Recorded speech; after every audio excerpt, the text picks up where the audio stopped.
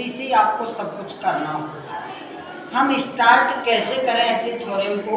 सबसे पहले क्वेश्चन को हमें डीपली पढ़ना कि क्वेश्चन में क्या लिखा हुआ है। द लेंथ लंबाई ऑफ टेंजेंट स्पर्श रेखाओं की लंबाइयां जो कि खींची गई हैं एन एक्सटर्नल पॉइंट बाह्य बिंदु से खींची गई है, ठीक है, टू ए सर्किल एक वृत्त के ऊपर, वो उनकी जो लंबाई है वो क्या होती है, आपस में बराबर होती है। यानी हमें सबसे पहले एक सर्किल बनाना होगा।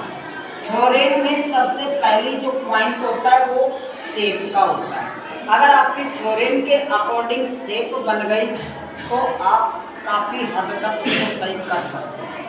हमने एक सर्किल बना लिया, यहाँ पर कोई फिक्स माप नहीं होती है थ्योरम में कि आकृति की भाई ये फिक्स माप होती है, ऐसा कुछ नहीं होता है, रफ स्केच होता है, ठीक है। तो हमें सबसे पहले एक सर्किल बनाना है, फिर इसके बाहर कोई भी एक एक्सटर्नल पॉइंट लेना है, कोई भी एक बिंदु लेना है बाहर की तरफ, ठीक है, सेंटर से। और इस एक्सटर्नल पॉइंट के बारे में हमें प्रश्न में इंफॉर्मेशन है कि एक्सटर्नल पॉइंट से कोई भी दो टेंजेंट लाइनें ड्रॉ की गई हैं। तो एक टेंजेंट लाइन हमने ये ड्रॉ कर ली और एक टेंजेंट लाइन हमने ये ड्रॉ कर दी। अब इसका नामकरण करते हैं। कोई भी नाम आपकी इच्छा अनुसार दे सकते हो। अगर क्वेश्चन में नाम आ रहा है तो आप वही यूज में लें, क्वेश्चन में कोई भी नाम नहीं है तो अपनी इच्छा से इसको कोई भी नाम दे सकते हैं। तो एक टेंजेंट पॉइंट को नाम दे दिया ए, दूसरे को नाम दे दिया हमने बी। अब यहाँ पर एक परपेंडिकुलर डाले हमने जो कि रेडियस है अपने आप में, एक परपेंडिकुलर ये डाला, ठीक है। अब आपसे प्रश्न पूछ रहा है कि जो आपने टेंजेंट लाइन ड्रॉ करी है उन टेंजेंट लाइनों की जो लंबाइयाँ होती हैं वो आपस में इक्वल होती है। इस बात को हमें प्रूव करना है। तो प्रूव करने के लिए आपको प्रश्न में स्पष्ट कहा गया है, सिद्ध करने का बिंदु।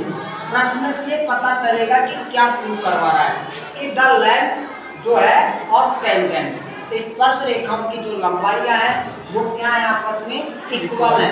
ये हमें प्रूव करके बताना है।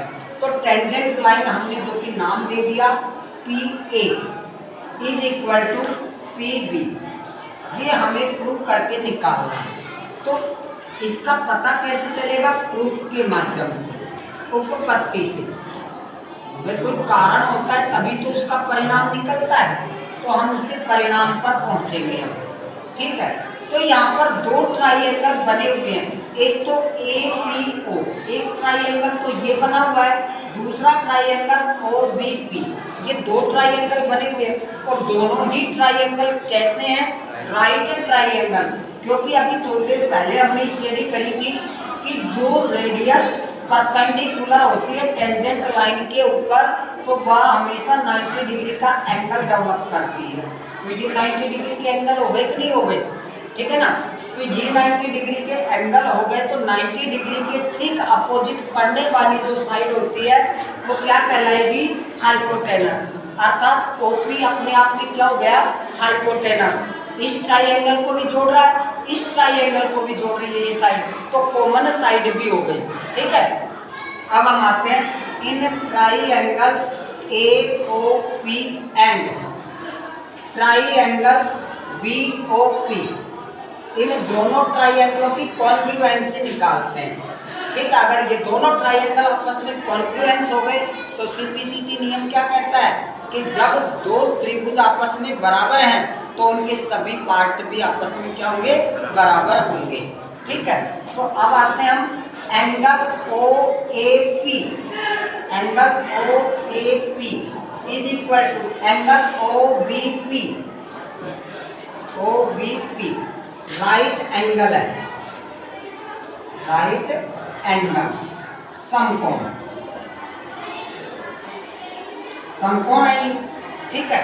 इसके बाद OP साइड जो है वो इस ट्राइएंगल को भी जोड़ रहा है, इस साइड को भी, इस ट्राइएंगल को भी। OP is equal to OP, hypotenuse भी है, हाइपोटेनस भी है और कॉमन साइड भी है, कॉमन साइड भी है, दोनों ही बातें हैं।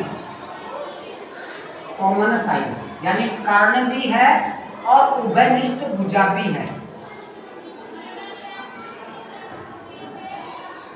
उभयनिष्ठ भुजा। ठीक है। तीसरा नियम, OB जो साइड है वो किसके बराबर है? OA साइड के बराबर, क्योंकि एक सर्किल में कितनी भी रेडियस खींची जाए उनकी लेंथ हमेशा क्या होगी? इक्वल होगी। ठीक है। Radius of a circle, radius of a circle, एक ही वृत्त की त्रिज्याएं, एक ही वृत्त की त्रिज्याएं। अब आपको एक नियम दिख रहा होगा, RHS समकोण कर्ण भुजा बाई RHS समकोण कर्ण भुजा।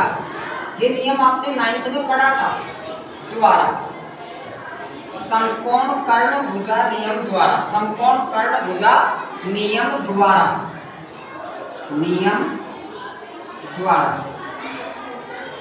क्या होगा? दोनों ट्राइएंगल आपस में क्या हो जाएंगे? ट्राइएंगल AOP कॉन्ग्रुएंस है, triangle BOP, then CPCT rules से क्या होगा? AP is equal to BP, AP is equal to BP। Hence ये आपकी थ्योरम होगी।